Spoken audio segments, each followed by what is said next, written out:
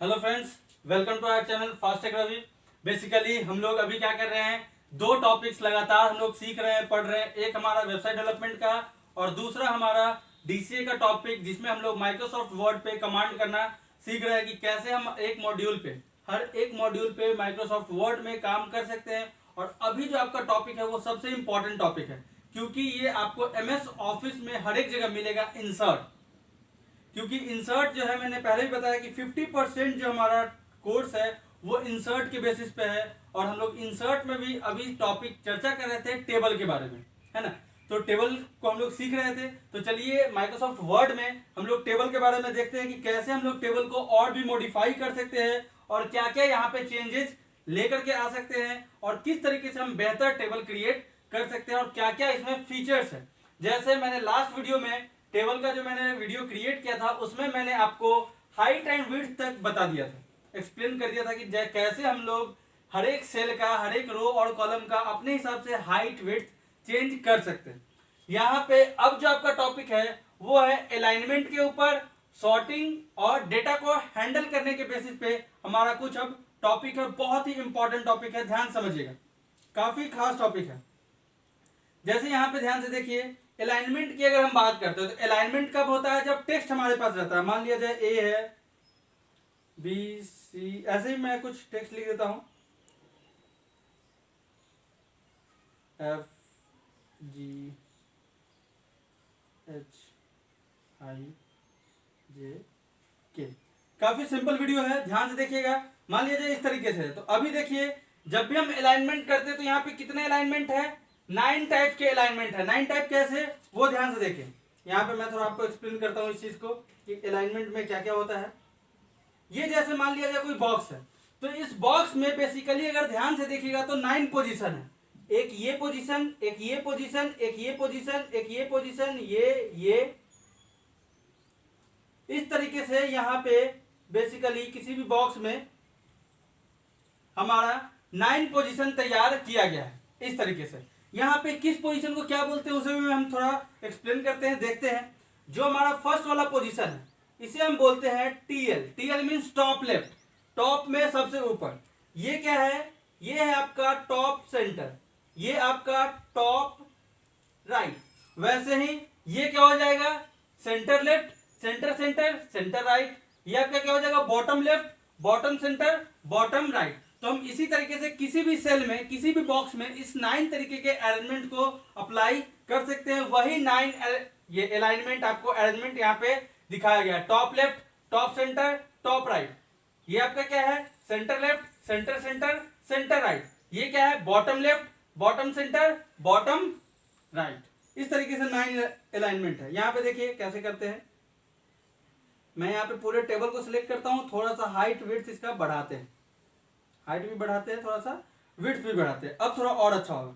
यहाँ ध्यान से देखिए, अभी टॉप लेफ्ट है, जैसे ही हम टॉप सेंटर करते हैं, अब यहाँ पे ध्यान से देखिए, आपका सारा का सारा टेक्स्ट क्या हो गया, टॉप में है, सेंटर में। ये देखिए टॉप सेंटर। वैसे ही ये आपका क्या हो गया, टॉप राइट।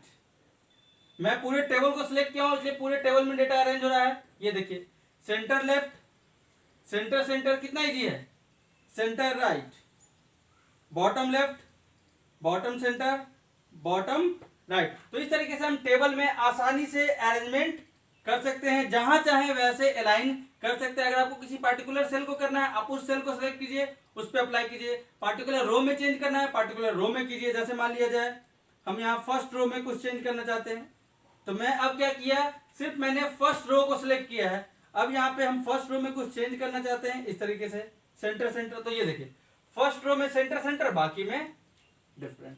तो हम अपने हिसाब से जैसे चाहे वैसे अलाइनमेंट कर सकते हैं। उसके बाद देखिए ये क्या है, अगला टॉपिक है आपका टेक्स्ट डायरेक्शन। डायरेक्शन का मीनिंग क्या है, जैसे हम उसे रोटेट कर सकते हैं टेक्स्ट को। ये देखिए यहाँ पे किस तरह A B C D pattern change हो गया ना। फिर देखिए ये उल्टा, तो हम आसानी से यहाँ पे क्या कर सकते हैं, पैटर्न को चेंज कर सकते हैं, डिफरेंट डिफरेंट पैटर्न क्रिएट कर सकते हैं टेक्स्ट डायरेक्शन की मदद से। जैसे यहाँ पे थोड़ा और अच्छे से मैं आपको बताता हूँ। मान लिया जाए ये लिखा हुआ है एप्पल, हम यहाँ पे करते हैं इस टेक्स्ट डायरेक्शन में। ये देखिए एप्पल कैसे चेंज हो गया, रोटेट हो गया। ये देखिए हम लोग बहुत बार जब टेबल देखते हैं तो इस तरीके से डिजाइन हुआ होता है। तो यहाँ देखिए, हम चाहें तो सिंपल भी रख सकते हैं, चाहे तो रोटेट करके भी रख सकते हैं, जैसे चाहे हम वैसे क्रिएट कर सकते हैं, अपने जरूरत के हिसाब से हम मॉडिफाई कर सकते हैं। तो ये है आपका टेक्स्ट डायरेक्शन का मदद।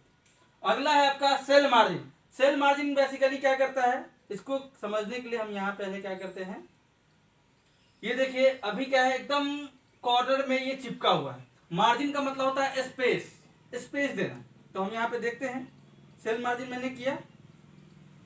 सेल मार्जिन, जब भी हम मार्जिन देते हैं तो 4 साइड से हम मार्जिन दे सकते हैं, टॉप, बॉटम, लेफ्ट, राइट। तो हम यहाँ पे क्या करते हैं, थोड़ा सा टॉप से इंक्रीज करते हैं, थोड़ा सा लेफ्ट से इंक्रीज करते हैं, यहीं पे सिर्फ टॉप और लेफ्ट का देखते हैं। ओके, ये देखिए ये क्या हुआ, जैसे ही मैंने टॉप और लेफ्ट में किया है, देखिए थोड़ा सा ये इधर आगे को खसक गया। अब जितना हम चाहें उतना अपने हिसाब से बढ़ा सकते हैं, घटा सकते हैं। थोड़ा और बढ़ा करके देखते हैं लेफ्ट से, ये देखिए मैं लेफ्ट से और थोड़ा बढ़ाता हूँ, टॉप से भी थोड़ा बढ़ाता हूँ। अब देखिए, ये देखिए थोड़ा सा और आपको गैप मिल गया, स्पेस मिल गया। तो इस तरीके से हम सेल में मार्जिन दे सकते हैं अपने हिसाब से। तो ये क्या था, अलाइनमेंट था। पहला आपका टेक्स्ट अलाइनमेंट, उसके बाद टेक्स्ट को किस तरीके से रोटेट करना है। तीसरा आपको अगर स्पेस वगैरह देना है तो वो भी हम दे सकते हैं। अगला जो ये आपका डेटा का टॉपिक है, बहुत इंपॉर्टेंट टॉपिक है, बहुत ध्यान से देखिएगा। शॉर्ट, पहला आपका डेटा में टॉपिक है, क्या है, शॉर्ट टॉपिक है। शॉर्ट का मतलब जब भी आपको कंप्यूटर में शॉर्ट लिखा हो, हम लोग फ्लिपकार्ट यूज करते हैं, अमेजन यूज करते हैं, वहां पे भी शॉर्ट लिखा होता है। शॉर्ट का मतलब क्या होता है, अरेंज करना इन असेंडिंग और डिसेंडिंग ऑर्डर। तो बेसिकली शॉर्ट का मीनिंग होता है ऑर्डर। यहां पे नोट डाउन कर लीजिएगा, जो आपका शॉर्ट लिखा हुआ है, जो हमें शॉर्ट लिखा हुआ दिख रहा है, तो इस शॉर्ट का जो मेन मीनिंग होता है वो क्या होता है, ऑर्डर, मीन्स असेंडिंग ऑर्डर या फिर डिसेंडिंग ऑर्डर। तो देखिए कैसे ये काम करता है। यहां पे इसको समझने के लिए हम क्या करते हैं, एक डिफरेंट टेबल क्रिएट करते हैं। मान लिया जाए मैं इसे डिलीट करता हूं थोड़ी देर के लिए, और एक डिफरेंट टेबल क्रिएट करते हैं। पूरे टेबल को डिलीट करना है, यहां से क्या, डिलीट पे डिलीट टेबल, मैंने टेबल डिलीट किया। यहाँ पे दोबारा से एक टेबल क्रिएट करते हैं, जल्दी से देख लेते हैं। मान लिया जाए मैं एक सिंपल यहाँ पे टेबल क्रिएट किया हूँ। यहाँ पे लिखते हैं नेम, यहाँ पे लिखते हैं रोल, और यहाँ पे मैं देता हूँ क्लास। ध्यान दीजिएगा, यहाँ मैं नेम दे रहा हूँ राजा, काफी फेवरेट नेम है मेरा, रानी। रोल मान लिया जाए इसका 1, इसका 2, यहाँ पे देते हैं हम, सॉरी, इसका क्लास देते हैं 10th, इसका रोल 2, इसका क्लास देते हैं 11th। यहाँ पे कुछ और भी स्टूडेंट्स को हम बढ़ा सकते हैं, महेश 3, 10th, अली 4, 11th। इस तरीके से मान लिया जाए हम यहाँ पे कुछ क्लास दे दिए, कुछ नाम, रोल और क्लास हम प्रोवाइड किए हैं। अब देखते हैं शॉर्ट इसमें कैसे काम करता है। शॉर्ट बेसिकली मैंने आपको क्या बताया, अरेंजमेंट है। तो हम यहाँ जाते हैं लेआउट में, शॉर्ट मीन्स अरेंजमेंट। तो यहाँ देखिए मैंने शॉर्ट किया, शॉर्ट करने के बाद मैं करता हूँ क्या, असेंडिंग ऑर्डर। देखिएगा ऑटोमेटिक आपका क्या हुआ है, असेंडिंग ऑर्डर में बदल गया। लेकिन यहाँ पे देखिए सबसे बड़ा प्रॉब्लम यहाँ पे क्या हुआ, मेरा नेम ऊपर में फिक्स होना चाहिए था, लेकिन नेम भी नीचे आ गया। मेरा क्या होना चाहिए था, नेम, रोल और क्लास तो ऊपर फिक्स होना चाहिए था। तो ये क्यों फिक्स नहीं है, क्योंकि जब मैंने देखिए कंट्रोल जेड करते हैं जैसा था, यहाँ पे ध्यान से देखिएगा, जब मैं सॉर्ट करता हूं तो सॉर्ट करने के बाद यहाँ पे जो मेरा बॉक्स ओपन हुआ तो मैंने असेंडिंग देख करके ओके किया। बट यहाँ पे एक और पॉइंट बहुत ही गौर से देखना होता है, header row, no header row. तो जैसे ही हम क्लिक करते हैं हेडर रो, मीन्स मेरा जो फर्स्ट रो है उसमें कोई चेंज नहीं होना चाहिए। और अगर हम नो हेडर रो करते हैं, इसका मतलब मेरे पास कोई हेडर नहीं है, सारा डेटा कॉमन है। तो इसलिए इस पॉइंट पे फोकस कीजिएगा। तो हम यहाँ पे क्या चाहते हैं, नेम, क्लास और रोल में कोई चेंज नहीं होना चाहिए, वो अपने पोजीशन पे फिक्स होना चाहिए। तो हम इसीलिए यहाँ पे हेडर रो को क्या करते हैं, फिक्स करते हैं और तब करते हैं असेंडिंग में ओके। अब यहाँ पे देखिए ऑटोमेटिक मेरा नेम वैसा ही है, नेम, रोल और क्लास। और ये देखिए अली, महेश, राजा, रानी इस तरीके से अरेंज हो गया। और खास बात यहाँ पे ये है कि सिर्फ नेम नहीं अरेंज हुआ है, यहाँ पे आपका रोल भी अरेंज हो गया है और साथ ही साथ क्लास भी अरेंज हो गया है। क्यों? क्योंकि जब इधर चेंज होगा, जब रो में चेंज होता है तो पूरे के पूरे रो में चेंज होता है। ऐसा नहीं कि एक कॉलम में चेंज हुआ बाकी रह गया। तो इससे क्या होगा, अगर एक में चेंज होता तो इससे ये हमें पता लगता कि भाई जो क्लास 10 में था उसका अचानक क्लास कोई दूसरे में चला गया, उसका रोल नंबर भी चेंज हो गया। तो इसलिए हमें काफी ध्यान से इस चीज को देखना पड़ता है और ये काफी स्मार्ट वे में काम करता है। जब ऑर्डर चेंज होता है तो हर एक चीज चेंज होता है। जैसे यहाँ पे देखिए अली का रोल कितना है, 4 है। अब हम इसे ही मान लिया जाए करते हैं डिसेंडिंग ऑर्डर में। हेडर रो पे क्लिक कर देते हैं, यहाँ पे हेडर रो टिक कर देते हैं, ओके करते हैं। यहाँ पे देखिए अली अभी भी क्या है, जैसे ही हम ओके करते हैं तो अली अभी भी रोल उसका क्या है, 4 है, क्लास अभी भी 11 है। तो काफी अच्छे तरीके से सॉर्ट हो जाता है और ये हमें डेटा को अरेंज करने में काफी हेल्पफुल होता है। तो ये था हमारा सॉर्टिंग का तरीका। अगला जो आपका है रिपीट हेडर रो, ये भी काफी इंपॉर्टेंट टॉपिक है। रिपीट हेडर रो और काफी काम का टॉपिक है। जैसे देखिए बहुत बार आपका देखिएगा जब रिजल्ट निकलता है, रिजल्ट आउट होता है, तो रिजल्ट आउट होता है, मान लिया जाए कहीं पे 200 स्टूडेंट है। ध्यान से सुनिएगा मेरी बात, क्या है, किसी क्लास में 200 स्टूडेंट है, उनका रिजल्ट आउट हुआ है, लेकिन क्या हम एक पेज में 200 स्टूडेंट्स का डेटा दिखा सकते हैं? नहीं दिखा सकते। हम मैक्सिमम 30-35 मैक्सिमम दिखा सकते हैं, उससे ज्यादा हम एक पेज में डेटा डिस्प्ले नहीं कर सकते हैं, काफी प्रॉब्लम हो। तो हम क्या करते हैं, जब हम मान लिया जाए यहाँ पे इंक्रीज करते हैं, देखिए एक चीज और, हम यहाँ पे रो इंक्रीज करते हैं इस तरीके से। रो इंक्रीज करते हैं कैसे, मान लिया जाए मैंने यहाँ पे क्या किया, रो इंक्रीज करना है, यहाँ पे करते हैं इंसर्ट बिलो। इंसर्ट बिलो देखिए किस तरीके से मैंने 4 सेलेक्ट किया, उसके इंसर्ट बिलो करते करते करते करते 2 पेज में मैंने टेबल को क्रिएट किया। मीन्स मान लिया जाए ये समझने के लिए कि मेरे पास ज्यादा स्टूडेंट है, तो इसके लिए मुझे 2 पेज 3 पेज 4 पेज ऐसे चाहिए होगा। और भी थोड़ा कर लेते, 2 पेज हुआ, 3-4 पेज कर लेते। ये देखिए अब मेरे पास कितने हो गए, 4 पेजेस तैयार हो चुके हैं, है ना।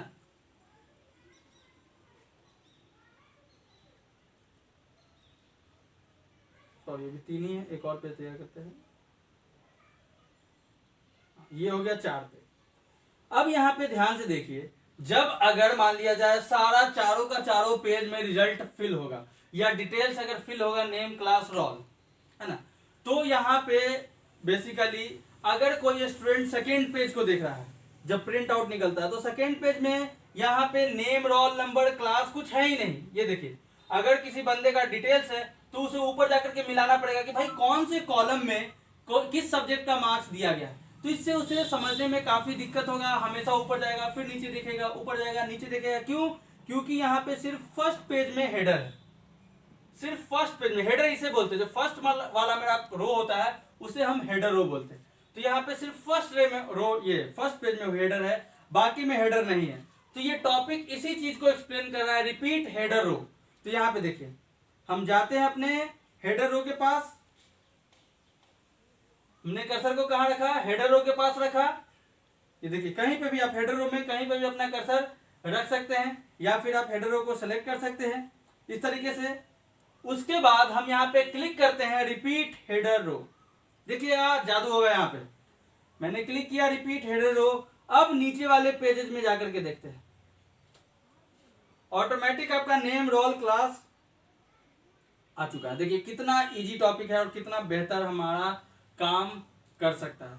मुझे दोबारा से कुछ टाइप नहीं करना पड़ा। अब जितने भी पेजेस तैयार होंगे ऑटोमेटिक जो फर्स्ट रो है वो ऑटोमेटिक यहाँ पे रिपीट हो जाएगा। तो ये है खासियत किसका, हमारा रिपीट हेडर रो का। और बहुत सिंपल टॉपिक है और बहुत हेल्पफुल टॉपिक है, तो ध्यान से वीडियो को देखिए। उसके बाद है अगला टॉपिक आपका convert to text. Convert to text का मतलब ये होता है कि जैसे जो मेरा टेबल क्रिएट है, हम चाहते हैं इसे पैराग्राफ बनाना या किसी डिटेल्स को मीन्स टेबल से हटाना चाहते हैं, तो वो भी हम कन्वर्ट कर सकते हैं, कन्वर्ट टू टेक्स्ट। आज हम ज्यादा नहीं करेंगे, ये इतना ही देखेंगे। मान लिया जाए हम टेक्स्ट को कॉमा से रिप्लेस करना चाहते हैं, ओके। ये देखिए ऑटोमेटिक आपका क्या हुआ, सॉरी यहाँ पे सिर्फ आपका एक सिलेक्टेड था, मैं पूरे टेबल को सिलेक्ट करता हूँ, पूरा टेबल सिलेक्ट हो गया। अब हम करते हैं convert to text comma, okay. ये देखिए जितने भी आपके सेल्स थे यहाँ पे सारा क्या हो गया, टेबल हट गया और ऑटोमेटिक मेरा टेक्स्ट में कन्वर्ट हो गया। तो हम इस तरीके से भी यहाँ भी हम लोग कीवर्ड वगैरह जब टाइप करते हैं यूट्यूब वगैरह में हम किसी टेबल में रख सकते हैं, उसे बाद में फिर रिप्लेस कर सकते हैं टेक्स्ट की मदद से और दोबारा उसे यूज कर सकते हैं। तो काफी खास चीज है और टेबल किसी भी डेटा को हैंडल करने के लिए सबसे हेल्पफुल है, सबसे खास बात होता है इसमें टेबल में। दोबारा से कंट्रोल जेड करते हैं और इसे मेन बात यह है कि हम जैसा चाहें वैसा डिजाइन कर सकते हैं। देखिए कितने अच्छे तरीके से हम डिजाइन कर सकते हैं, बैकग्राउंड दे सकते हैं, जैसा हम चाहें वैसा डिजाइन कर सकते हैं। तो टेबल में यही खासियत है, हम आसानी से ड्रॉ कर सकते हैं, डिजाइन कर सकते हैं, कुछ भी इरेज कर सकते हैं। ये देखिए जैसा चाहे वैसा टेबल बना सकते हैं,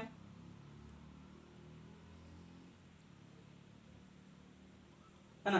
तो इस तरीके से आपका ये क्या था, टेबल टॉपिक था। इसे अच्छे तरीके से देखिएगा, कोशिश कीजिएगा, प्रैक्टिस कीजिएगा। काफी आसान टॉपिक है और डेटा अरेंजमेंट में काफी हेल्पफुल है। सारे टॉपिक को अच्छे से देखिएगा, एक एक करके देखिएगा। जहां भी आपको दिक्कत हो, कुछ भी प्रॉब्लम आए, कमेंट कीजिए। अगर अच्छा लगे शेयर कीजिए, लाइक कीजिए और साथ ही साथ लगातार लेक्चर को देखते जाइए, ताकि आपका कुछ ही टाइम में अगर रेगुलरली देखिएगा तो आपका पूरा कॉन्सेप्ट क्लियर हो जाएगा, कंप्यूटर को आप आसानी से ऑपरेट करने लगेंगे। तो आज के लिए इतना ही, थैंक यू।